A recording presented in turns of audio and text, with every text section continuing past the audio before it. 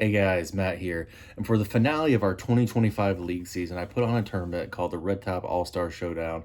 This is a fun idea we had for all the people who played a bunch of rounds for our leagues and tournaments throughout the year. Minimum two rounds. But most of these guys played more like 10 rounds. And we had about 40 players, and the top 5 scorers from across the board, we did a final 10 holes. Kind of like a final 9, but in Cartersville, we do it bigger because all our courses are 20 holes. So top 5 scores over the actual PDGA tournament, and then for the overall championship, getting that final 10 holes in. We played Etowah holes 14, back around through 20, and then 1 to 4 to end on the iconic cave hole. Had some amazing players on the card. So tied at 12 down after the round, there was myself and Wes Ball. I ended up beating him in the playoff for the win in MA1. But Wes, amazing guy. He's about 960 rated. Great player. Some of the most amazing circle 2 putts you'll see. After that was Jacob Hendrickson. He's a great player out of Dallas. He's about 945 rated and was 10 down after the round. And we had several players tied at 8 down.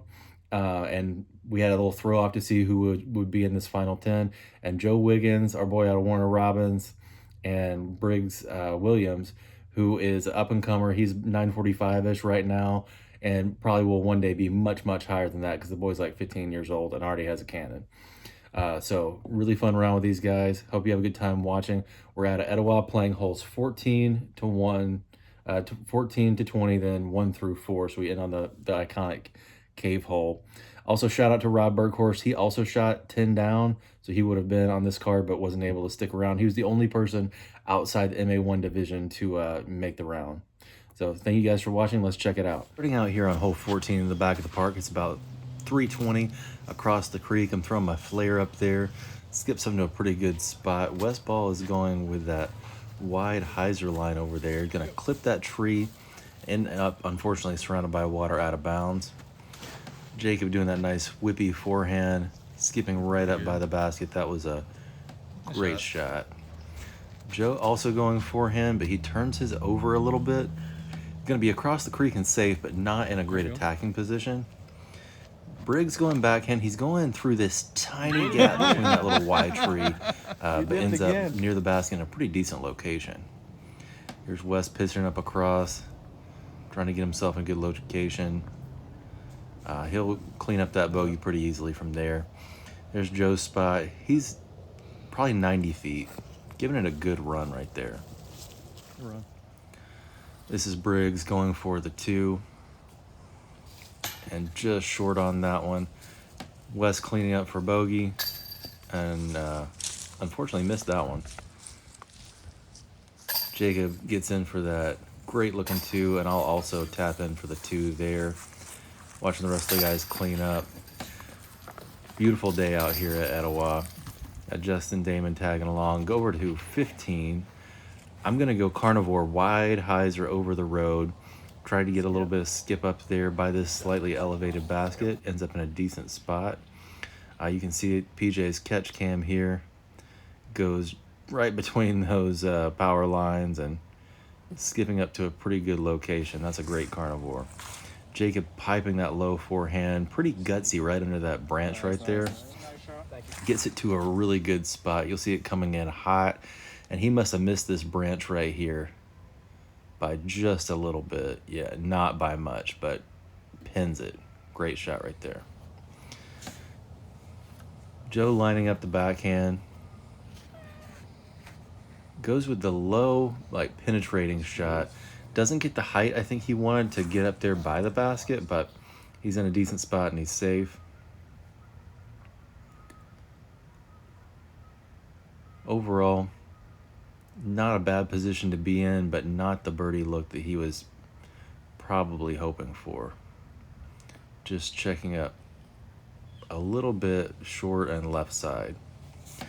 Briggs is going with a mid-range here, and he whips it right under the guide wire. The kid loves those little gaps, don't you, Briggs? And gets a nice skip off the road. Nice. It was really funny because his dad's on the catch cam, and you'll watch this come in out wide over the road. Nice little skip back, and just about hits his dad in the feet there. But he's in a good position to go for that too. Wes is going, I believe this is a mid-range he's throwing here, but it might have been a trespass. He does love a trespass. Hold up. Flips it up over here. He's just barely stayed out of the, there's a big ditch over on the left side. And actually, that may be a catalyst he threw. So he's tucked over here on the left side. Just barely misses that putt. Joe's got a circle 2 look and misses just right. Briggs looking to get his 2 and just barely misses that one. I'll make my 20-footer, and Jacob taps in because he was right there on it. That's one of the better shots I've seen on that hole. 15 at Etowah actually plays a little bit harder than you would suspect because of the OB and the big ditch on the left side. It's pretty common for it to play over par overall for a tournament. Over to 16, trying to play that low skipper underneath the branch there. I'm going with a Prodigy feedback. And Jacob doing a very similar shot. I think that's a reactor. If I had to guess, it looks like a glow reactor. Gets to a decent spot as well. He didn't quite get the skip he wanted, but checks up in a pretty good location. Joe hugging it really tight. And if you're not going to throw something overstable, that's not a bad idea. But as you can see here, it kind of hits the line early, so he ends up by those fallen logs over there on the left. Briggs getting a little bit more height than he probably wanted, but it wasn't a bad spot. You really got to watch the ceiling here because there's a few branches that can change the trajectory of your disc to a pretty big degree. He'll hang on there at the edge of the ditch on circle's edge. Wes going with that nice little flip up hyzer, really smooth shot. I don't think this was really overstable, but he gave it some penetration, got in there pretty decent, but it clips a slightly early tree. Joe trying to go for the pin from tucked back here a little ways. And unfortunately, he'll fade right over the basket and just barely roll down the hill. Wes going pretty aggressive, going for that 2, and he'll roll down the hill as well. Nice putt. And Briggs makes a nice putt from about 35 feet right there. As Great does putt. Jacob. Got a couple guys kind of putting up here from the ditch. That was Wes's putter there. You can always tell his are orange. I'll tap in my 2 there. And then Joe pitches up and just missed his as well. Over to 17, I'm going T-Bird on this wide hyzer route. It's actually a little bit longer than I meant it to be. Maybe a little bit amped on this round. So circle's edge, a little bit deep. And Jacob throws this shot about as well as it can be thrown. Skips across the backside of the basket. About did it. He's probably got like a 10-footer at most. This was a CTP during the tournament, and if he'd thrown this shot during the tournament, can pretty much guarantee he would have been in the money. Man, just barely missed that one. Briggs going big hyzer there, trying to get some fade. Penetrates deep a little bit more than he wanted, but he threw a mid there, and he threw it about 350 on a 330-foot shot. See it coming in a little bit hot right here by the cam, and he's right behind me. Joe loves that inside line on a lot of holes, it seems like, and he just barely catches that tree. It would have been in a pretty decent spot otherwise. If you can penetrate over that rock, then you can get where you can make a putt, but just didn't quite make it there. Wes going with flip up backhand, and it's looking pretty good, but that branch kind of pulls it into the trees on the left side. Not quite what he was going for. He's got to look back there, but behind that big oak tree, it's not the prettiest one.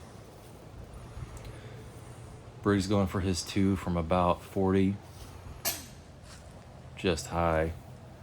And I'm just low, so we just have to figure out how to correct in between there.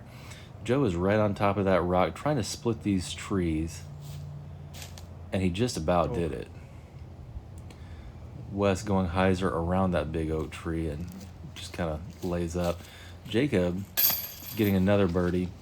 He is on the birdie train so far. Going forehand off the tee on 18. This is a par 4, but kind of a soft one. It's 405, and this is one we're all going to want a birdie. He's a little bit left side. I get my shot way too undercommitted and high, and it's actually out on the edge of the field by the 19th basket. Briggs launches this pink nuke, and he was about to join me, but a tree corrects it back into the fairway. Joe throws a nice smooth shot down the middle. Not super long, but that's definitely workable. One of the better drives on the card today, unfortunately for us. This is a hole that probably a lot of us would want to consider eagling, and nobody had an eagle look on this particular day. Here's Briggs' pitch up from the middle. Puts it right on top of the pin. He'll have a very easy 3. Mine is not as easy of a 3. Trying to throw through that tiny gap, but it comes in fairly hot, and I've only got about a 10-footer to clean up. Here's the catch cam angle, and it comes right across the front of the basket. That's great. Pretty difficult shot, but it works out just fine. Joe going for that like 90-foot throw-in and just a little bit low. Wes about the same, but just misses a little bit low. But we'll all be tapping in for 3s on this one, so that'll be birdies for the card. Always fun to see a star frame when you got a 5 card. So holding pretty steady. Jacob is playing quite well so far, and he's got me by 1 stroke at this point. Over to 19.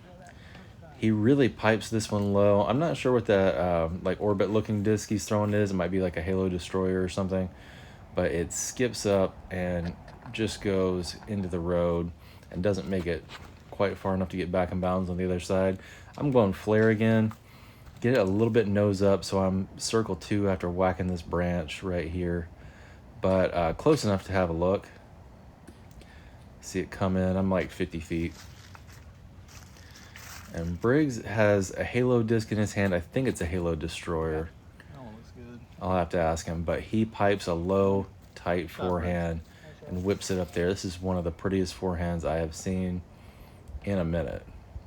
You watch it come in on this catch cam. Nice swing, skips up, and he's got a 3-foot tap in.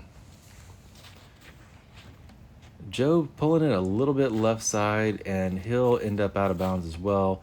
Not super happy with that one. Yeah, just getting a little bit overturned. Wes going with, I think that might be a detour, some MVP mid-range, and it's understable enough where he was able to keep it flexing and stay just in bounds in circle 2. He wanted a little bit more turn on it, but at least it checks up right here. Joe going for the throw-in to save par. Ooh. And he almost did it too. Just hits the cage a touch low. Jacob for the same. And just misses low. I've got that 40-footer and managed to bang that one in. That is a pretty nice birdie putt there. And Briggs drop in 2. And Briggs tapping in his 2. Great shot for him. Now we'll go over to hole 20. This is an island green. You see those buoys there. You got to get it inside the buoys or go to the drop zone if you never cross in bounds. I'm going stego, yeeting it up there. A little bit more right than I was hoping. Just trying to dive in right by the pin, but still pretty easy putt. Briggs throwing this nice low skipper of a forehand. The grass is just dry enough where it's skipping really well, and he puts it on the pin. Swinging in really smooth. I'm not sure if that was an A2 or what, but it had the right type of skip and got right inside that stump. Now I got Wes Ball on the tee. He's got a putter in hand, doing a nice little flip-up backhand right into the sun there.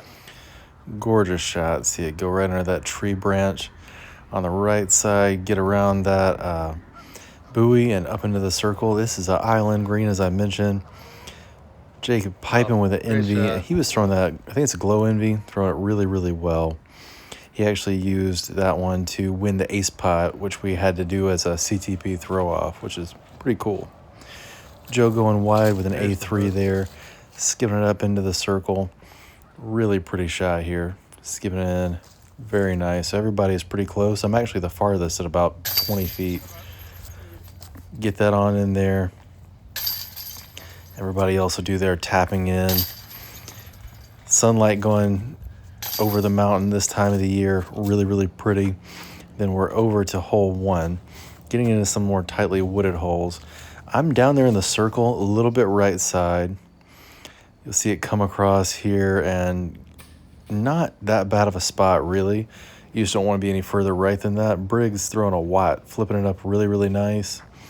A little shorter than he wanted, but it's going to check up in the middle, so he's got pretty easy up and down for the 3. A little bit of a look for the bird if you wanted to.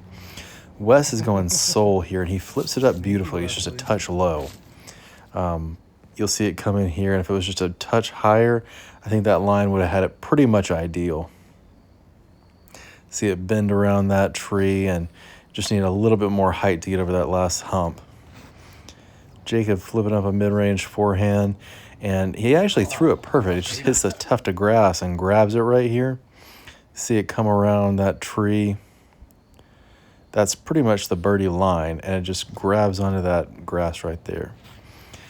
Joe said right before this throw he's going to channel his inner Anthony Barella, and he must have done it right there. Flip that Luna up and put it right by the pin. Cruising right through the gap.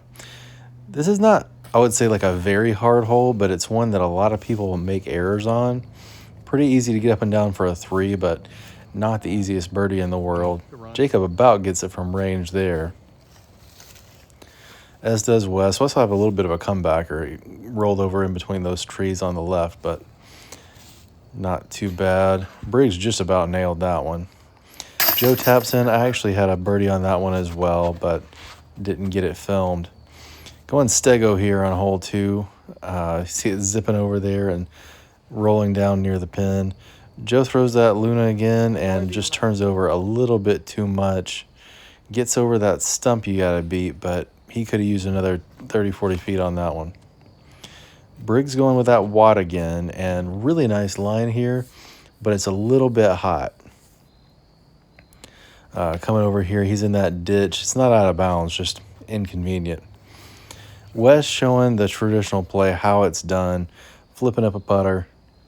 Beautiful down that line. Just enough turn to get the line with avoiding the trees, and he's just about 5 feet past the pin. And Jacob doing a similar shot, but it hits this, it must be a tree root here. Let's see what it hits. Rock or root or something spits it way to the right. Joe's trying to hit that one from deep. Comes up just a little short. And Briggs from the ditch, just a tiny bit high. So he'll have a comebacker from about 9 feet to his right. Wes go ahead and tap it in his 2, as will Jacob. And I'll get mine as well. Joe and Briggs tapping in for their pars also. So it's over to hole 3. This is it's the other par 4 on the course. I'm on fairway edge. I throw an adder here, and I'm really not trying to get all that much down there. I just want to get about 300 and try to keep it middle. I'm a little more right than I want. This is a 575 shot, real par 4.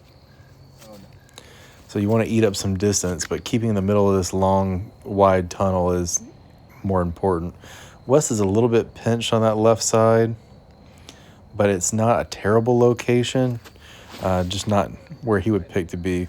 Rare mistake from Jacob there. He just turned over that forehand a little bit too much. And Joe actually threw this one great, but it kind of catches an edge at the end, and he's basically in the same spot as Wes, but tucked behind a tree instead of in between them. So not a terrible spot, but not what he was looking for. Briggs going back to that pink Z nuke, and he threw the absolute guts out of it. Right down the middle. I really want to see it from this angle. Yeah, just rides that right side line, skips up perfectly, and he's a solid 50 feet past the next closest person. Jacob trying to eat up a good bit of distance, hits these rocks over on the left side here. He was trying to get to the pin from still about 370, 400 feet away, and Didn't quite nail the line. Joe throws this one, and where he wanted to fade, it hit a tree and kicked back into the woods, unfortunately. Wes going with the power roller there. He gets about pin high, but it's way left.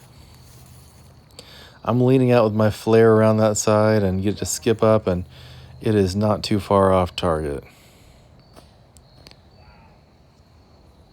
Nice up there. There is Briggs pitching up into the circle. Nice little easy forehand.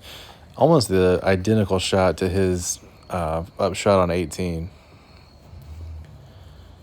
Jacob getting his in the circle as well. He'll be putting for par from pretty close. Here's Joe's pitch out. Going with a low skipper with that 8-3 again, and he gets it out there pretty nicely. You'll be able to save par from there. There's Wes going from the birdie from way left of the basket there.